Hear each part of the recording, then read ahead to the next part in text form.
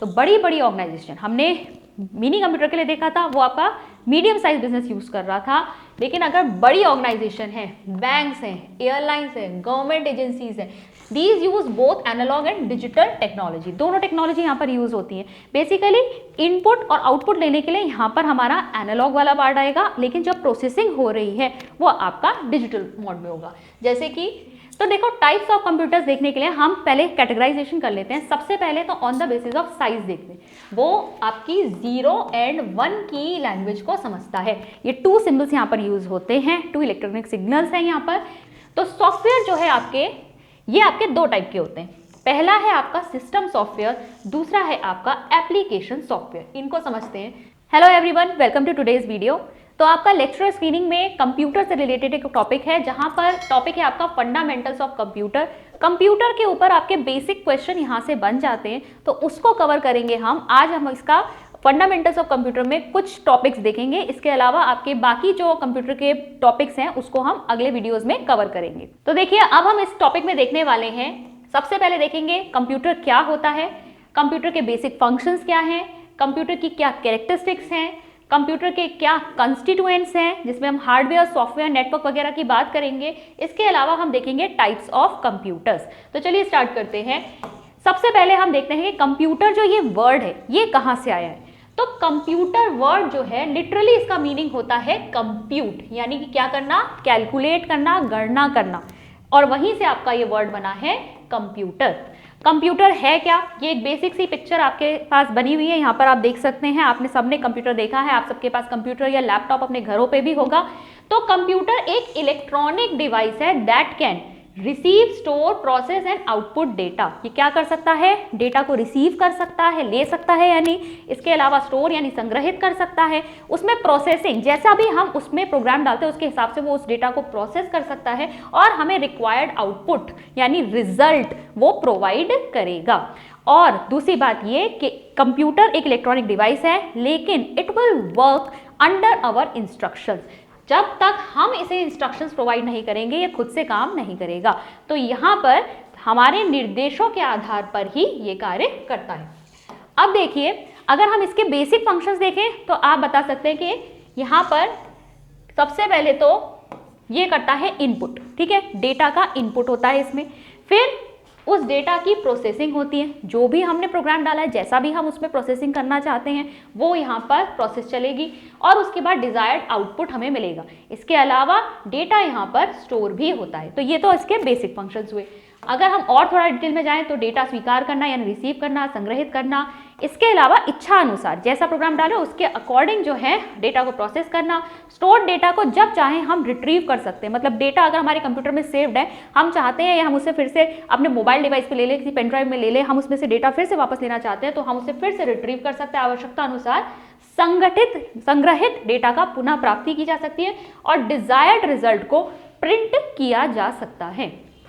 अब देखिए characteristics, basic characteristics क्या है आपके कंप्यूटर की। सबसे पहले कंप्यूटर ने देखिए हमारी डे टू डे एक्टिविटीज को बहुत ज्यादा सरल बना दिया है। हमें इसमें क्या देखने को मिलती है, स्पीड। पहले जिन कैलकुलेशंस में हमें बहुत ज्यादा टाइम लगता था, अब वो क्विक सेकंड्स में हो जाती हैं।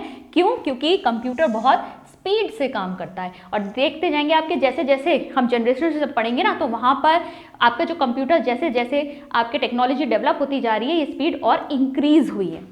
सेकेंड है आपका एक्यूरेसी, शुद्धता। अगर कंप्यूटर में किसी भी प्रकार का बग यानी प्रोग्राम में कोई गलती या मिस्टेक नहीं है तो ये आपके रिजल्ट्स एकदम एक्यूरेट, एकदम सटीक देगा। तीसरी चीज है मेमोरी। कंप्यूटर में मेमोरी होती है जिसमें आप अपना सारा डेटा जो है वो स्टोर कर सकते हैं। वर्सिटैलिटी, हम इससे कई सारे फंक्शंस करवा सकते हैं।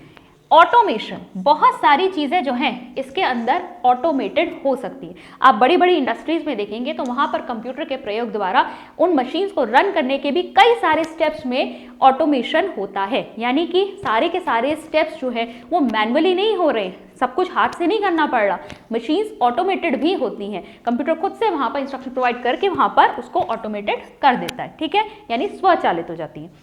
रिलायबिलिटी, विश्वसनीयता, यहाँ के जो रिजल्ट्स आपके आ रहे हैं वो एकदम सही होते हैं और एकदम डिपेंडेबल होते हैं, रिलायबल होते हैं। इंटेलिजेंस, परिश्रम, काम करते करते आप थक सकते हैं लेकिन कंप्यूटर नहीं थकेगा। अब देखते हैं हम कंप्यूटर के कंस्टिट्यूएंट्स क्या क्या हैं। तो देखिए मेनली तो आपको 3 कंस्टिट्यूएंट्स ज़्यादातर सभी जगह देखने को मिलेंगे। पहला है आपका हार्डवेयर, दूसरा है आपका सॉफ्टवेयर, तीसरा है आपका डेटा। इसके अलावा मैंने यहाँ पर 2 और को लिया है, ये भी आपके कंस्टिट्यूएंट्स में ही आप मान लीजिए, नेटवर्क और 5वां है पीपल, क्योंकि कंप्यूटर इंस्ट्रक्शंस के अंतर्गत ही काम करता है। जब लोग जो हैं इसे जैसा इंस्ट्रक्शन प्रोवाइड करेंगे वैसा ही वो करेगा, तो पीपल भी इसे चलाने के लिए ज़रूरी है। ठीक है, अब एक एक करके हम सभी की बात करेंगे। पीपल या लोग में हम यहाँ पे देख लेते हैं कि यहाँ पर हम लोग कैटेगराइज कर सकते हैं 2 तरीके से। एक तो हुए यूज़र। यूज़र कैसे हुए?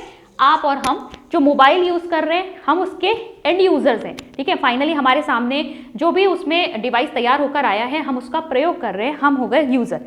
और दूसरा होता है प्रोग्रामर। प्रोग्रामर कौन होते हैं? कंप्यूटर या फिर जो आपका मोबाइल डिवाइस या किसी भी तरीके का इस तरह का डिवाइस वो कैसे रन करेगा, उसके अंदर जो चीज़ें चल रही थी, जो फंक्शंस उसमें पड़े हुए हैं, उनको जो डिज़ाइन करता है, जो प्रोग्राम्स लिखता है, वो कौन होगा? प्रोग्रामर। ठीक है, तो 2 टाइप के पीपल यहाँ पर इससे रिलेटेड हैं। अब देखिए सबसे पहले बात करेंगे हार्डवेयर की, कंप्यूटर हार्डवेयर। तो कंप्यूटर हार्डवेयर क्या है? कंप्यूटर के फिजिकल कंपोनेंट्स जिनको आप छू सकते हैं, that are tangible, are called computer hardware. ठीक है, जैसे कि monitor, mouse, joystick, central processing unit, CPU, ये सब आपके क्या है? कंप्यूटर हार्डवेयर में आएंगे। कंप्यूटर हार्डवेयर के पार्ट्स में आप किसको ले सकते हैं? इनपुट डिवाइसेस, जिससे आप डेटा जो है कंप्यूटर के अंदर डालते हैं। ठीक है, कीबोर्ड एक तरह का इनपुट डिवाइस है, माउस एक तरह का इनपुट डिवाइस है, स्कैनर एक तरीके का इनपुट डिवाइस है, आउटपुट डिवाइसेस जिससे आपको डिजायर्ड रिजल्ट मिलता है। आप मॉनिटर की बात कीजिए, एक आउटपुट डिवाइस है, प्रिंटर एक आउटपुट डिवाइस है। ठीक है, स्टोरेज डिवाइसेस जो आपके जिसमें आपका डेटा स्टोर होता है, पेन ड्राइव्स हो गई। ठीक है, इंटरनल कंपोनेंट्स जो भी उसका मदरबोर्ड वगैरह, आईसीज वगैरह होती है जिनको आप छू सकते हो, जो टेंजिबल होती हैं, that are your hardware parts. ठीक है, इनको हम बाद में डिटेल में करेंगे, अभी आप बस ये हार्डवेयर और सॉफ्टवेयर क्या होता है उसको समझिए। ये देख सकते हैं आप फ्लॉपी डिस्क ड्राइव, जिसमें सीडीज हो गई, फ्लॉपीज हो गई, जिसमें हम डेटा स्टोर करते हैं। सेंट्रल प्रोसेसिंग यूनिट हो गया जो कि ब्रेन ऑफ द कंप्यूटर होता है। ठीक है, कीबोर्ड हो गया, जिप ड्राइव हो गई, notebook, printer, mouse, video camera, ये सारे क्या है? इन सब चीज़ों को आप टच कर सकते हैं, छू सकते हैं। These are tangible, therefore they are hardware components of the computer. दूसरा आता है आपका कंप्यूटर सॉफ्टवेयर। तो कंप्यूटर सॉफ्टवेयर क्या है? It refers to the collection of instruction data programs that are used to operate computer. देखिए कंप्यूटर आप मान लीजिए मार्केट से खरीद के लाए, और अगर आप उसमें विंडोज ना डालें या किसी भी तरह का आपने डॉस या ऑपरेटिंग सिस्टम नहीं डाला है, तो क्या आप उससे कुछ काम कर सकते हैं? आप मोबाइल परचेज करके लाए लेकिन उसमें एंड्रॉयड नहीं पड़ा है, कोई iOS सिस्टम नहीं पड़ा है, तो आप उस पर काम कर ही नहीं सकते। तो सॉफ्टवेयर क्या होता है? सॉफ्टवेयर सेट ऑफ इंस्ट्रक्शंस या प्रोग्राम्स होता है जो कंप्यूटर में रन करता है, तभी उसका यूज है। यानी हार्डवेयर कंपोनेंट्स अकेले काम नहीं कर सकते जब तक उसके अंदर सॉफ्टवेयर नहीं पड़ेगा। तो सॉफ्टवेयर जो है ये आपके 2 टाइप के होते हैं। पहला है आपका सिस्टम सॉफ्टवेयर, दूसरा है आपका एप्लीकेशन सॉफ्टवेयर। इनको समझते हैं। सिस्टम सॉफ्टवेयर देखिए कौन से हुए। सिस्टम सॉफ्टवेयर आपके यहीं पे देख लेंगे। सिस्टम सॉफ्टवेयर देखिए आपके कौन से हुए। बेसिकली आपके कंप्यूटर को रन करने के लिए जो बेसिक सॉफ्टवेयर वहां पे पड़ा होता है, ठीक है, जैसे कि विंडोज हो गया, एंड्रॉयड हो गया, वो एक तरह का सिस्टम सॉफ्टवेयर। इसके बाद जो एप्स आप उसमें डालते हो वो आपकी एप्लीकेशन सॉफ्टवेयर में आती हैं। जैसे एंड्रॉयड की हमने बात की, विंडोज़ की हमने बात की, ये आपके सिस्टम सॉफ्टवेयर हैं। विंडोज़ में आप MS ऑफिस डालोगे या फिर आप गूगल क्रोम डालोगे या कोई एंटीवायरस आप डालोगे, ये सब क्या हुए? आपके एप्लीकेशन सॉफ्टवेयर हुए। एप्लीकेशन सॉफ्टवेयर को वर्क करने के लिए वो किसके ऊपर काम करेगा? ऑपरेटिंग सॉफ्टवेयर के ऊपर। यानी कि ऑपरेटिंग सॉफ्टवेयर जो है आपके लिए एक बेस प्रोवाइड करता है। ये आपके सॉफ्टवेयर के एग्जाम्पल्स हैं, ठीक है, Gmail, power point, document, Windows, Android, ठीक है, मैक ऑपरेटिंग सिस्टम, लिनक्स, जावा, यहाँ देख सकते हैं आप। System software manages hardware and basic system. तो हार्डवेयर के बेसिक सिस्टम को ऑपरेट करने का काम किसका होता है? सिस्टम सॉफ्टवेयर का होता है। ये फाउंडेशन है, ये आधार है एप्लीकेशन सॉफ्टवेयर के लिए। एप्लीकेशन सॉफ्टवेयर आप बिना एंड्रॉयड के या बिना विंडोज़ के आप MS ऑफिस डाल ही नहीं सकते हो, ठीक है, उसमें आप अपने कंप्यूटर में। तो आपके सिस्टम सॉफ्टवेयर में एग्जांपल क्या क्या आ जाएंगे? विंडोज है, यूनिक्स है, लिनक्स है, मैकिन्टोश है। अब इस पे आपके क्वेश्चंस बन जाते हैं कभी कभी, ठीक है। Which of the following is not a system software? आपको एग्जांपल क्या दे देंगे? कौन सा सिस्टम सॉफ्टवेयर नहीं है, आपसे क्वेश्चन पूछा है, आपको एग्जांपल दे दिया, ए दे दिया विंडोज, ठीक है, बी दे दिया यहाँ पे यूनिक्स, सी दे दिया यहाँ पर क्रोम और डी दे दिया यहाँ पर आपको लिनक्स। अब इसमें देखिए ये सब आपके ऑपरेटिंग सिस्टम सॉफ्टवेयर है और क्रोम जो है आपका एक एप्लीकेशन सॉफ्टवेयर है। ठीक है, एप्लीकेशन सॉफ्टवेयर कौन से हुए? जो एप्लीकेशंस आप यूज करते हो, व्हाट्सएप यूज करते हो, यूट्यूब यूज करते हो, फेसबुक यूज करते हो, जोमेटो यूज करते हो, आप हमारी जो ऐप है अचीवर्स ऐप अगर आप यूज कर रहे हो, ये सब आपका क्या है? ये सब आपके एप्लीकेशन सॉफ्टवेयर, और ये एप्लीकेशन सॉफ्टवेयर बिना सिस्टम सॉफ्टवेयर के रन नहीं करेंगे। ये आप देख सकते हैं, ये हार्डवेयर कंपोनेंट्स है जो कि टेंजिबल है। अच्छा, सॉफ्टवेयर क्या है? इनटेंजिबल है, सॉफ्टवेयर को आप टच नहीं कर सकते। ये तो क्या है? प्रोग्राम्स है, इंस्ट्रक्शंस है, डेटा है, ये कंप्यूटर के अंदर रन कर रहे हैं, इसको आप छू नहीं सकते। तीसरा इसका कंपोनेंट जो आता है कंप्यूटर का वो है डेटा। ठीक है, किसी भी तरह का आप इसमें इनपुट जो दे रहे हैं वो क्या है? डेटा के फॉर्म में होता है। Data refers to raw facts that have no specific meaning. तो बेसिकली अगर आप डेटा समझना चाहते हैं ना, डेटा का एग्जांपल हो गया किसी भी तरह का आपने टेक्स्ट, इमेजेस या नंबर फॉर्म में कोई भी चीज़ आपने रॉ कलेक्ट की है, जैसे कि आपका जनगणना होती है।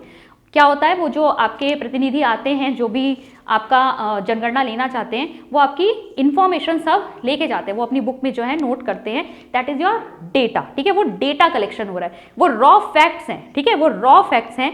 अगर इसमें से हमें किसी पर्टिकुलर पर्पस के लिए कुछ चयनित लोगों का नाम लेना पड़े, एक लिस्ट बनानी पड़े, वो इंफॉर्मेशन हो जाएगी। ठीक है, तो डेटा क्या होते हैं? रॉ फैक्ट्स होते हैं। लेकिन इंफॉर्मेशन क्या होती है? Process data. किसी पर्टिकुलर पर्पस के लिए अगर आपने डेटा में से स्पेसिफिक इंफॉर्मेशन निकाली है, ठीक है, उसका एक स्पेसिफिक मीनिंग है, एक पर्पस है, तो वो हो जाएगी इंफॉर्मेशन। ठीक हो गया। Word data is derived from Latin word datum which means something that is given. ठीक है, डेटम वर्ड से आया है जिसका मतलब है कुछ देना, और इंफॉर्मेशन डिराइव हुआ है लैटिन वर्ड इंफॉर्मेशन से, जिसका मतलब इंफॉर्मेशन से, जिसका मतलब है फॉर्मेशन और कॉन्सेप्शन, कोई चीज बनाना। ठीक है, अब देखिए इतना डिटेल आपसे नहीं पूछेगा, कंप्यूटर में तो नहीं पूछेगा, कंप्यूटर पे कंप्यूटर से ही रिलेटेड चीज आएगी, पर यहाँ डेटा और इन्फॉर्मेशन में डिफरेंस होता है, ये आपको पता होना चाहिए। Data is independent of information. Data raw facts है, वो अपने आप आपने कहीं से भी कलेक्ट किया, वो डेटा है, उसको इन्फॉर्मेशन की जरूरत नहीं है। लेकिन इन्फॉर्मेशन डेटा के ऊपर डिपेंडेंट होती है, क्योंकि इन्फॉर्मेशन कहाँ से आई है? जब आपने डेटा को प्रोसेस किया है तभी आपकी इंफॉर्मेशन बनी है। डेटा और raw data is not enough to make decision. केवल डेटा के आधार पर आप डिसीजन नहीं ले सकते, लेकिन इंफॉर्मेशन जो कि मीनिंगफुल डेटा है उसके आधार पर आप डिसीजन ले सकते। ठीक है, डेटा के एग्जांपल यहाँ पर क्या हो जाएंगे? Data in computers include text, images, audio and more. ये सभी आपके डेटा में आते हैं, डेटा के एग्जाम्पल्स हैं। ठीक है, हिंदी में भी आप देख सकते हैं, वही सारी पॉइंट्स हैं। अब देखो, ये जो डेटा की हम बात कर रहे हैं, कंप्यूटर कौन सी भाषा समझता है? कंप्यूटर भाषा समझता है बाइनरी नंबर सिस्टम। ठीक है, वो आपकी 0 एंड 1 की लैंग्वेज को समझता है। ये 2 सिंबल्स यहाँ पर यूज होते हैं, 2 इलेक्ट्रॉनिक सिग्नल्स हैं यहाँ पर। तो ये बाइनरी सिस्टम जो है, ये रिप्रेजेंट करने का तरीका है जब हम 0 और 1 को यूज कर रहे होते हैं, इसीलिए बाइनरी 2 के लिए आया। 2 symbol 0 and 1 are known as bits. ठीक है, इनको इंडिविजुअली क्या कहते हैं? ये जो 0 और 1 है, इंडिविजुअली इनको बिट्स कहा जाता है। And bits stand for, it is an abbreviation for binary digit. Binary digits में से निकला है ये बिट्स। ठीक है, बिट्स कहा जाता है। 0 का मतलब होता है एब्सेंस ऑफ सिग्नल और 1 का मतलब होता है प्रेजेंस ऑफ सिग्नल। बस आपको इतना ही यहाँ पे जानना है। अब ये देखो, ये टेबल बहुत इंपॉर्टेंट है, यहाँ पर से बहुत क्वेश्चन बनता है। आपको ये सिस्टम पूरा पता होना चाहिए, कितने बिट में कितनी डिजिट होती है, कितने निबल में कितनी बिट्स होती हैं, या कितने किलोबाइट में कितने आपके बाइट्स होते हैं, ये चीज़ें आपको पता होनी चाहिए। तो ये टेबल जो है बिल्कुल अच्छे से ध्यान में रखना। अब आपके थोड़ी हायर लेवल के भी पूछे जाने लगे, किलोबाइट, मेगाबाइट अब सबको पता होता है, तो अब वो थोड़ा हायर लेवल पूछने लगे। जैसे कि अब देखो, बिट मैंने बता दिया, 1 बिट का मतलब क्या है? या तो 0 या 1 को रिप्रेजेंट कर रहा है। अब 4 बिट्स मिलकर क्या कहलाती हैं? एक निबल। ठीक है, 4 बिट्स को हम क्या कहते हैं? निबल कहते हैं। और 8 बिट्स को हम क्या कहते हैं? बाइट कहते हैं। उसके बाद आता है 1 KB यानी किलोबाइट। 1 किलोबाइट में 1024 बाइट्स होते हैं। 1 मेगाबाइट में 1024 किलोबाइट्स होते हैं। अगर अब आपसे पूछ ले ना, मेगाबाइट में आपसे बाइट्स पूछ ले, किलोबाइट ना पूछ के बाइट्स पूछ ले, तो अब इसको ऊपर मल्टीप्लाई कर दो। ठीक है, क्या करोगे? अगर यहाँ पर भी टेराबाइट में पूछ ले ना, तो यहाँ जितना आपसे पूछ ले आपको ऊपर ऊपर मल्टीप्लाई करना है। अगर टेराबाइट में मेगाबाइट पूछ ले तो जीबी से क्या करोगे? सीधे एमबी, यहाँ पर 1024 को मल्टीप्लाई करोगे। ठीक है, तो ये आपका क्या आ गया? ये आपको याद करते जाना है, kilobyte, megabyte, gigabyte, terabyte, petabyte, exabyte, zettabyte, yottabyte, brontobyte और जियोबाइट। ठीक है, ये आपको यहाँ पर थोड़ा सा याद करना पड़ेगा, एटलीस्ट कम से कम जेटाबाइट तक तो याद करो, जेटाबाइट योटाबाइट से। नेक्स्ट पे आते हैं। अब नेक्स्ट हमारा जो कंस्टिट्यूएंट निकल के आ रहा है वो है आपका कंप्यूटर नेटवर्क। अब कंप्यूटर नेटवर्क क्या हुआ, हमने इंडिविजुअल सिस्टम्स देखे, लेकिन जब हमारे पास एक कंप्यूटर है घर पर तो उस पर सिर्फ इंडिविजुअली हम काम कर सकते हैं, पर्सनल चीज़ों के लिए यूज़ कर सकते हैं। अगर हमें नेट का यूज़ करना है, हमें नेट से कोई चीज़ हमें कनेक्ट करके कहीं से डाउनलोड करनी है, तो हमें क्या करनी पड़ेगी, उसे कनेक्ट करना पड़ेगा।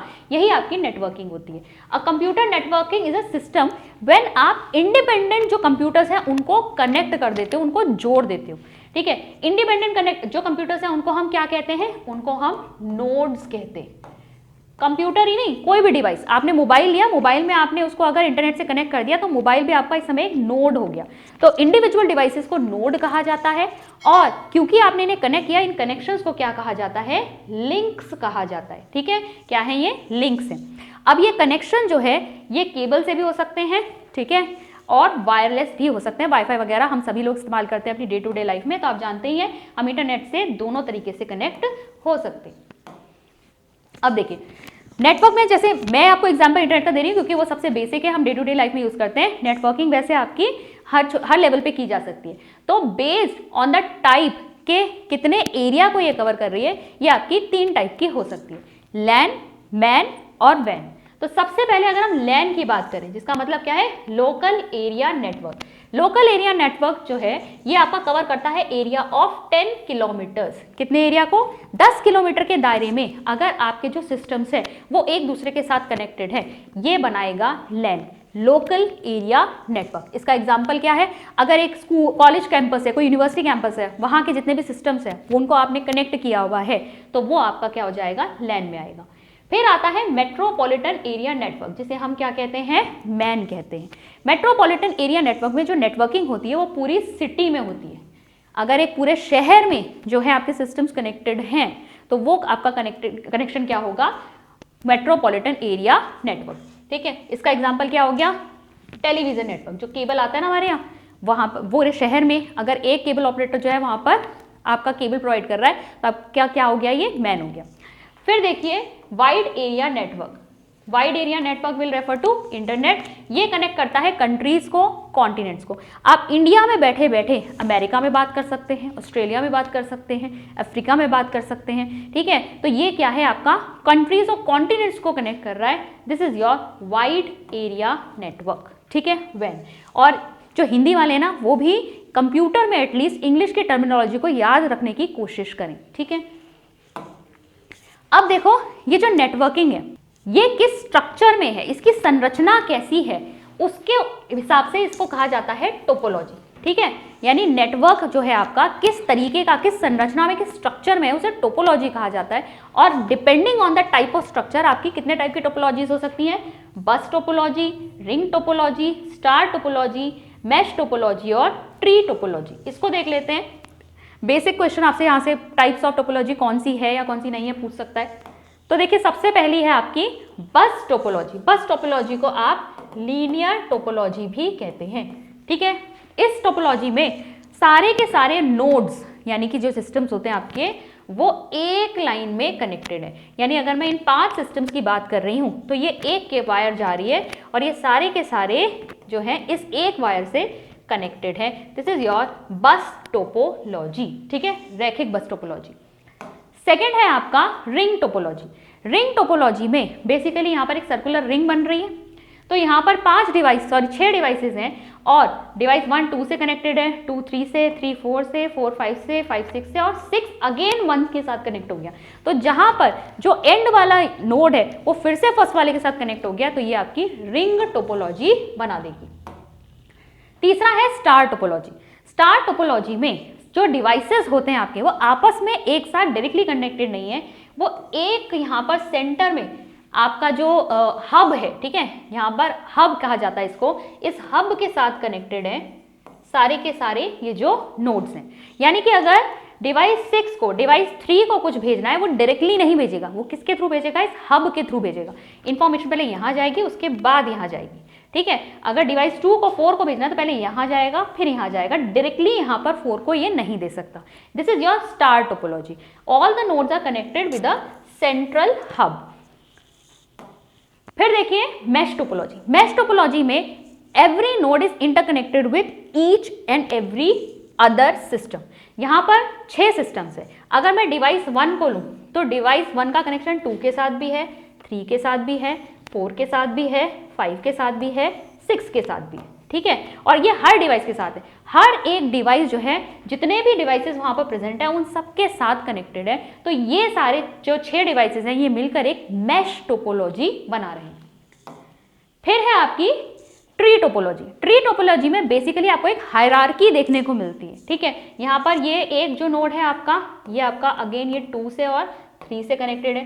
फिर ये 2 वाला जो है आपका अगेन ये 1 2 3 अदर सिस्टम से कनेक्टेड है। फिर ये थर्ड वाला भी अगेन 1 और 2 अदर सिस्टम से कनेक्टेड है। तो ये क्या बन रहा है, ये एक ट्री टोपोलॉजी, एक हायरार्की, एक पदानुक्रम जैसा यहाँ पर बन रहा है। तो ये आपकी टोपोलॉजीज हैं। अब देखते हैं हम टाइप्स ऑफ कंप्यूटर्स, ठीक है। अभी तक हमने कंस्टिट्यूएंट्स की बात की, अब हम टाइप्स ऑफ कंप्यूटर्स देखेंगे। तो देखो टाइप्स ऑफ कंप्यूटर्स देखने के लिए हम पहले कैटेगराइजेशन कर लेते हैं। सबसे पहले तो on the basis of size देखते हैं। तो अगर हम साइज, आकार के आधार पे देखें तो आपके 5 टाइप के कंप्यूटर हमको देखने को मिलते हैं। Micro computer, mini computer, main frame computer, personal computer और सुपर कंप्यूटर। अगर हम on the basis of purpose, उद्देश्य क्या है उस कंप्यूटर का, उसके बेसिस पे देखें तो हमारे 2 टाइप के कंप्यूटर होते हैं, special purpose computer and general purpose computer. देखो जनरल पर्पस कंप्यूटर तो हम नॉर्मली जो हम अपने घरों में भी यूज़ करते हैं, जनरल पर्पस के लिए यूज़ कर रहे हैं। हम कितना भी फंक्शन यहाँ पे कर सकते हैं, कम्युनिकेट कर सकते हैं, एंटरटेन कर सकते हैं, अपना पर्सनल कोई वर्क है वो भी कर सकते हैं। स्पेशल पर्पस कंप्यूटर आपको जैसे देखने को मिलते हैं, जैसे बैंक वगैरह में हो गया, उनका एक पर्टिकुलर इंटरफेस उसमें पड़ा होता है, या शॉपिंग कॉम्प्लेक्स में आपने देखा होगा वहाँ पे उसका पर्टिकुलर इंटरफेस पड़ा होता है, ठीक है। तो वो क्या है, किसी एक पर्टिकुलर पर्पस के लिए जब कंप्यूटर्स बनाए जाते हैं, that are your special purpose computer. तीसरा आ गया on the basis of application. Application के आधार पर या फंक्शन के आधार पर एनालॉग, डिजिटल और हाइब्रिड टाइप के कंप्यूटर्स आपके होते हैं। थोड़ा सा डिटेल में देखेंगे इसको। सबसे पहले हम on the basis of data handling के आधार पर देखेंगे तो हैं आपके एनालॉग, डिजिटल और हाइब्रिड कंप्यूटर। तो एनालॉग कंप्यूटर बेसिकली क्या करता है, किसी भी फिजिकल प्रोसेस को जो है आपका मेजर करके दिखाएगा। जैसे कि थर्मामीटर आप देख सकते हैं। थर्मामीटर क्या करता है, आपका बॉडी टेम्परेचर चेंज को यहाँ पर आपका दिखाता है, ठीक है। बॉडी टेम्परेचर अगर बढ़ेगा तो मरकरी का लेवल भी बढ़ेगा। स्पीडोमीटर हो गया आपका, जो सुई वाले स्पीडोमीटर आते थे ना व्हीकल्स में, ठीक है, वो आपका एनालॉग कंप्यूटर का ही एक एग्जाम्पल है। इनकी स्पीड क्या होती है, स्लो होती है। और एग्जाम्पल देखें, मैंने थर्मामीटर यहाँ पे बता ही दिया, जैसे कि यहाँ पर फिजिकल प्रोसेस जैसे कि ये मेजर कर रहा है। सेकेंड है आपका डिजिटल कंप्यूटर। डिजिटल कंप्यूटर क्या है, यहाँ पर in this computer data can be in the form of letter, symbol and numbers, ठीक है। वहाँ पर हम किसी फिजिकल प्रोसेस को किसी चेंज के अकॉर्डिंग दिखा देते हैं, सुई का हिलना दिखा देते हैं या थर्मामीटर में मरकरी का लेवल बढ़ना दिखा देते हैं। यहाँ पर क्या है, डिजिट्स के फॉर्म में हमें दिखाई देता है, चाहे लेटर हो, सिंबल हो, नंबर्स के फॉर्म में। ये बाइनरी जो आपका फॉर्म होता है ना, 0 और 1, ये वाली भाषा यहाँ पर इंक्लूड की जाती है, पीछे ये चलती है, ठीक है। स्पीड इसकी फास्ट हो गई है, एनालॉग से ज़्यादा तेज़ है ये। Digital computers are use in industries, businesses and scientific purposes. जैसे कि आपका जो व्हीकल्स में अब आने लगे, ठीक है, ये तो आपका क्या है, डिजिटल कार स्पीडोमीटर, ये डिजिटल क्लॉक हो गई। Digital fuel pump, fuel pump में देखते हो ना, पेट्रोल जब जा रहा होता है तो यहाँ पर लीटर्स में भी डिजिट में दिखा रहा होता है, और पैसे कितने आए वो भी दिखा रहा होता है। कैलकुलेटर हो गया, आपकी स्मार्ट वॉचेस हो गई। तो ये सब क्या है, आपके डिजिटल कंप्यूटर के एग्जाम्पल हैं। ज़्यादा मात्रा में यहाँ डेटा प्रोसेस किया जा सकता है, जबकि हम एनालॉग में देख रहे थे डेटा प्रोसेस जो था, डेटा जो था कम प्रोसेस कर सकता था वो, और साथ ही साथ वहाँ पर जो स्पीड थी वो स्लो थी। लेकिन डिजिटल कंप्यूटर आने से जो आपकी स्पीड है वो फास्ट हुई और ज़्यादा डेटा यहाँ पर प्रोसेस किया जा सकता है। अब अगर हम हाइब्रिड कंप्यूटर्स की बात करें तो डिजिटल और एनालॉग दोनों को अगर आप मिलाओगे तो वो हाइब्रिड कंप्यूटर्स में आएगा। These use both analog and digital technology, दोनों टेक्नोलॉजी यहाँ पर यूज होती है। बेसिकली इनपुट और आउटपुट लेने के लिए यहाँ पर हमारा एनालॉग वाला पार्ट आएगा, लेकिन जब प्रोसेसिंग हो रही है वो आपका डिजिटल मोड में होगा। जैसे कि यहाँ पर देखो, speed of analog computer and the accuracy of digital computer. ये एनालॉग कंप्यूटर की स्पीड ले रहा है, लेकिन डिजिटल कंप्यूटर की एक्यूरेसी दे रहा है। इसका सबसे अच्छा एग्जाम्पल है ईसीजी मशीन। देखो ईसीजी मशीन में आपको यहाँ पे डिजिटल में भी दिख रहा है और साथ ही साथ आपको एनालॉग सिग्नल्स भी यहाँ पर दिखाई दे रहे हैं, ठीक है। तो ये क्या है, आपका हाइब्रिड कंप्यूटर।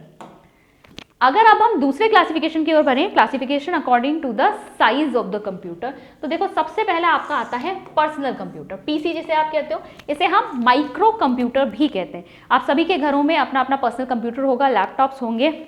अब देखो ये क्या है, स्मॉल होते हैं, अफोर्डेबल कंप्यूटर्स हैं, इजीली जो आप देखो लोग आसानी से घरों में इसे रख सकते हैं, ठीक है, बहुत ज़्यादा कॉस्टली नहीं है, इंडिविजुअल यूज़ के लिए है। यहाँ पर कॉमनली हम अपना कोई पर्सनल काम करना चाहते हैं, एंटरटेनमेंट के लिए कर देते हैं, मूवी वगैरह देखते हैं, गेमिंग करते हैं, ठीक है, उसमें इस्तेमाल किया जाता है। कम्युनिकेट करने के लिए आप ईमेल वगैरह के थ्रू चैट वगैरह भी कर सकते हो। तो ये जो है आपका पर्सनल कंप्यूटर इनके लिए यूज़ होता है। ये आपका एग्जाम्पल हो गया माइक्रो कंप्यूटर का।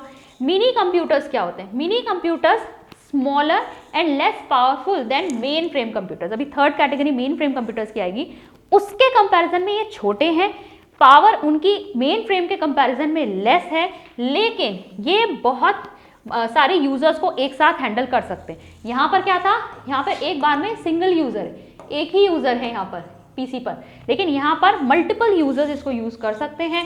लार्ज डेटा जो है, लार्ज अमाउंट ऑफ डेटा ये प्रोसेस कर सकता है।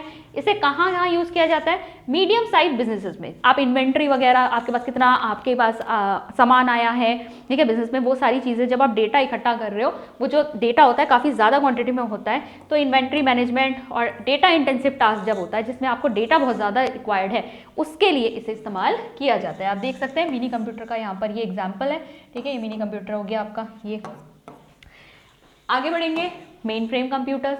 Main frame computer these are large and powerful computer that are use by large organization. तो बड़ी बड़ी ऑर्गेनाइजेशन, हमने मिनी कंप्यूटर के लिए देखा था वो आपका मीडियम साइज बिजनेस यूज कर रहा था, लेकिन अगर बड़ी ऑर्गेनाइजेशन है, बैंक्स हैं, एयरलाइंस हैं, गवर्नमेंट एजेंसीज हैं, जहाँ पे बहुत huge amount of data required होता है, तो वहाँ पर यूज होते हैं आपके मेन फ्रेम कंप्यूटर्स। और फोर्थ कैटेगरी आपके आते हैं सुपर कंप्यूटर। सुपर कंप्यूटर आपके सबसे पावरफुल और सबसे एक्सपेंसिव कंप्यूटर्स है, बड़े बड़े साइज में होते हैं, ये बहुत ही ट्रिकी और बहुत ही ज़्यादा लॉट अमाउंट ऑफ डेटा जो है यहाँ पर एक टाइम पे प्रोसेस किया जाता है। साइंटिफिक कैलकुलेशंस जो करनी होती है, बहुत कॉम्प्लेक्स जो होती हैं, ठीक है, रिसर्च वगैरह के फील्ड में इसको बहुत ज़्यादा यूज़ किया जाता है, जैसे वेदर फोरकास्टिंग के लिए, न्यूक्लियर रिसर्च के लिए सुपर कंप्यूटर्स आपके यूज़ किए जाते हैं। भारत में भी ऐसे बहुत सारे सुपर कंप्यूटर्स हैं। जब हम डिटेल में इनके जनरेशन वगैरह पढ़ेंगे तो वहाँ पर भी हम इनको पढ़ेंगे। परम हो गया, प्रत्युष हो गया, ये सब क्या है आपके एग्जाम्पल्स हैं सुपर कंप्यूटर्स के। इनके नाम भी आपको पता होने चाहिए, जिसको हम आगे देखेंगे, ठीक है। ये आपका हिंदी में भी दिया है। अब कुछ इंपॉर्टेंट टर्म्स भी देख लेते हैं, कंप्यूटर से रिलेटेड कुछ इंपॉर्टेंट ऐसे पॉइंट्स जो आपको पता होने चाहिए। देखो, डिजिटल लिटरेसी क्या है? डिजिटल लिटरेसी जिसे हम कहते हैं डिजिटल साक्षरता। तो देखो, कंप्यूटर का बेसिक्स जानना, मतलब बेसिकली उस कंप्यूटर को यूज़ कर पाना, उस टेक्नोलॉजी को अपने डे टू डे एक्टिविटीज़ में इंप्लीमेंट कर पाना ही डिजिटल लिटरेसी होती है। अब कुछ लोग आज भी ऐसे हैं जो बेसिक कंप्यूटर के फंक्शंस या फ़ोन के फंक्शंस भी यूज़ करना नहीं जानते। फ़ोन भी तो एक तरीके का आपका माइक्रो कंप्यूटर है। तो यहाँ पर बहुत सारे लोग ऐसे हैं जो इस तरह की टेक्नोलॉजी को अपनी डे टू डे एक्टिविटीज़ में यूज़ करना नहीं जानते। इन्हें हम डिजिटली इलिटरेट कहते हैं, मतलब इनके अंदर डिजिटल लिटरेसी नहीं है, ये टेक्नोलॉजी यूज़ नहीं कर पाते, ठीक है। डिजिटल लिटरेसी क्या हो गई? Ability to access the computer, mobile, internet in our daily life, ठीक है। और डिजिटल डिवाइड क्या हुआ? अभी मैंने आपको बताया कुछ लोग ऐसे हैं जो इस टेक्नोलॉजी को डे टू डे एक्टिविटी में यूज़ कर पाते हैं, कुछ लोग नहीं कर पाते। इन दोनों के बीच का जो गैप है उसी को हम डिजिटल डिवाइड कहते हैं। तो digital divide refers to the gap between people who can access digital technologies and internet versus those who can not, ठीक है। अब डिजिटल लिटरेसी को बढ़ाने के लिए ही शुरू किया गया था हमारा डिजिटल इंडिया प्रोग्राम, उसके बारे में अभी देखेंगे। उससे पहले जानेंगे कि वर्ल्ड कंप्यूटर लिटरेसी डे कब ऑब्जर्व किया जाता है? दिसंबर 2 को, वर्ल्ड कंप्यूटर लिटरेसी डे, ठीक है। विश्व कंप्यूटर साक्षरता दिवस 2 दिसंबर को मनाया जाता है। अब देखो, डिजिटल इंडिया एक ऐसा मिशन था जिसे यूज किया गया था। ये जो डिजिटल डिवाइड है, डिजिटल डिवाइड, इसको नैरो डाउन करने के लिए, इसे कम करने के लिए इस डिजिटल इंडिया मिशन को लॉन्च किया गया था। लॉन्च कब किया गया था? 1 जुलाई 2015 को बाय इंडियन गवर्नमेंट, ठीक है। और ये प्रमोट क्या करता है? Digital participation. बेसिकली इसके अकॉर्डिंग जो गांव में भी जो लोग हैं ना, जो बेसिकली टेक्नोलॉजी वगैरह नहीं जानते, वो कई बार ऐसा होता है गवर्नमेंट की जो सुविधाएं वगैरह दी जा रही हैं, भाई कितनी सारी डिजिटली या टेक्नोलॉजिकली कितनी सारी चीज़ें वहाँ पर अवेलेबल हैं, स्कीम्स होती हैं, लेकिन उनको ज्ञान ही नहीं होता कि वो उन चीज़ों को उनका बेनिफिट ले पाए। तो यहाँ पर गवर्नमेंट का जो इनिशिएटिव था वो इसीलिए था कि एक तो ये डिजिटल डिवाइड को दूर किया जाए, इसके अलावा ज़्यादा से ज़्यादा लोगों को इस डिजिटल टेक्नोलॉजी में उसकी भागीदारी की जाए। ठीक है, it strives to ensure equitable access to digital technology. सब तक जो है डिजिटल टेक्नोलॉजी पहुँचनी चाहिए और सबको इसका बेनिफिट मिलना चाहिए। इसके अलावा आप याद रखेंगे कि जो मल्लापुरम है, मल्लापुरम ये भारत की पहली ई लिटरेट मतलब डिजिटल लिटरेट, जहाँ सबको जो है कंप्यूटर यूज़ करना आता है, टेक्नोलॉजी इस्तेमाल करनी आती है, पहली आपकी ई लिटरेट डिस्ट्रिक्ट है। This is a district of Kerala. ठीक है, डिस्ट्रिक्ट ऑफ केरला। तो केरला की मल्लापुरम डिस्ट्रिक्ट पहली ई लिटरेट डिस्ट्रिक्ट है। तो ये आपका कंप्यूटर के आज हमने काफ़ी सारे फंडामेंटल्स जो हैं वो चेक किए। अभी इस टॉपिक में और भी आपकी काफ़ी सारी चीज़ें बची हुई हैं, जैसे अभी हम आगे इसकी हिस्ट्री पढ़ेंगे। ठीक है, हिस्ट्री जिसमें हम जनरेशन्स देखेंगे, जनरेशन्स ऑफ कंप्यूटर्स। इसके बाद आपका एक टॉपिक लैंग्वेज भी है, लैंग्वेज। फिर बेसिक आपके इनपुट और output devices, input output and storage devices, types of memory कितनी होती हैं। ठीक है, टाइप्स ऑफ मेमोरी हो गई आपकी EEPROM, PROM। ठीक है, ये सारी चीज़ें आपको पता होनी चाहिए। इसके अलावा आप इंटरनेट और इंटरनेट के साथ साथ आपको बहुत सारे क्वेश्चन जो हैं आपको वायरसेस एंड वॉर्म्स, ट्रोजन्स, इन सब पे भी देखने को मिल जाते हैं। तो ये सारी चीज़ें जो हैं हमें आने वाली वीडियोस में कवर करनी है। अगर आपको हमारे वीडियोस पसंद आ रहे हैं तो आप इसे एक लाइक ज़रूर दीजिएगा और हमारे चैनल को सब्सक्राइब कर लीजिए। मैं मिलती हूँ आपसे नेक्स्ट वीडियो में। Thank you.